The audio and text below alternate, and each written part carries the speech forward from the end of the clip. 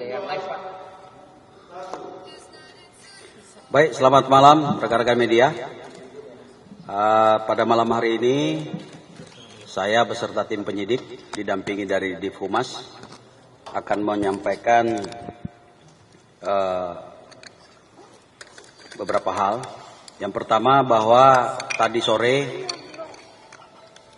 tim penyidik yang dipimpin langsung oleh Bapak Kabareskrim, kita telah melaksanakan gelar perkara terkait 2 laporan polisi, yaitu laporan polisi yang pertama LP 368 A 7 Romawi 2022 SPKT Polres Metro Jakarta Selatan tanggal 8 Juli 2022 tentang dugaan tindak pidana percobaan pembunuhan sebagaimana dimaksud dalam pasal 338 KUHP junto pasal 53 KUHP, di mana terkait laporan ini tempatnya di Jakarta pada hari Jumat tanggal 8 Juli 2022 sekira pukul 17.00 bertempat di Komplek Duren 3 nomor 46 Kecamatan Pancoran, Jakarta Selatan. Pelapornya adalah Bribtu Martin Gabe atau anggota Polres Metro Jakarta Selatan. Korbannya adalah Barada Richard atau Barada RE, terlapor Brigadir Joshua. Kemudian laporan polisi yang kedua yaitu LPB 1630 7 Romawi 2022 SPKT Polres Metro Jakarta Selatan Polda Metro Jaya tanggal 9 Juli 2022 tentang kejahatan terhadap kesopanan dan atau perbuatan memaksa seseorang dengan kekerasan atau ancaman kekerasan dan atau kekerasan seksual sebagaimana dimaksud dalam pasal 289 KUHP dan atau pasal 335 KUHP dan atau pasal 4 junto pasal 6 Undang-Undang Republik Indonesia nomor 12 tahun 2022 tentang tindak pidana kekerasan seksual, di mana waktu kejadian diduga pada hari Jumat tanggal 8 Juli sekitar pukul 17.00 WIB bertempat sama Komplek Polri Duren 3 Kecamatan Pancoran Jaksel dengan pelapor Putri Chandrawati, korbannya juga sama, terlapornya adalah Nofriansa Joshua. Berdasarkan hasil gelar perkara tadi sore, kedua perkara ini kita hentikan penyidikannya karena tidak ditemukan peristiwa pidana.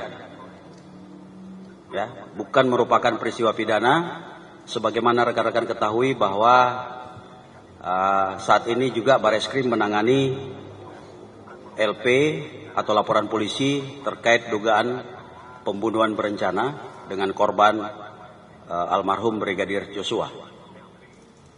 Oleh karena itu, berdasarkan hasil gelar tadi saya sampaikan perkara ini dihentikan penanganannya. Demikian yang bisa saya sampaikan pada kesempatan malam hari ini. Ada pertanyaan?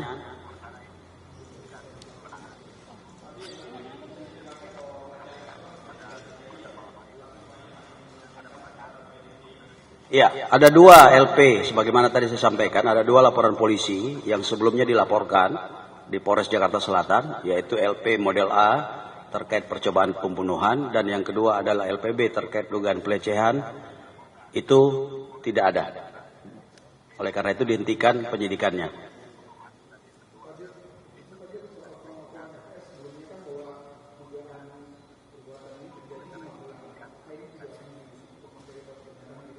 Enggak jelas. Yang soal pengakuan MS kemudian dengan dekat dari PC juga yang kayak kata sore ini terjadi di Magelang. Nah ini apakah juga jadi penelusuran dari Bareskrim untuk orang yang menangani? Iya, dengan terungkapnya LP yang ditangani oleh Bareskrim dengan korban Joshua, ini dengan sendirinya menjawab fakta bahwa LP model yang dua LP tadi itu tidak ada.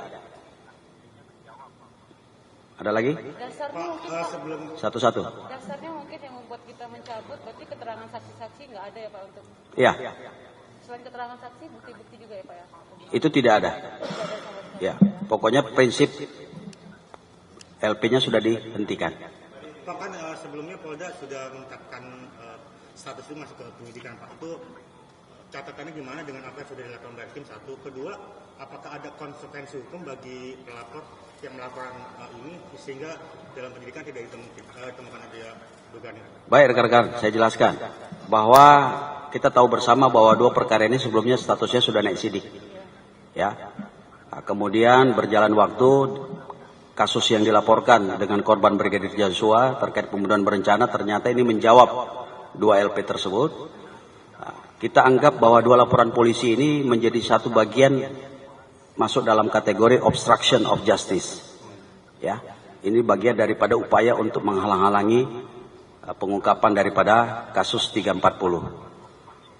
Semua penyidik yang bertanggung jawab terhadap laporan polisi ini sebelumnya sedang dilakukan pemeriksaan khusus oleh Irsus. Untuk laporan yang ini Pak, dugaan pelecehan itu Pak? Sama. Ada konsekuensi hukumnya bagi yang melaporkan, yang diketahui ini melapor?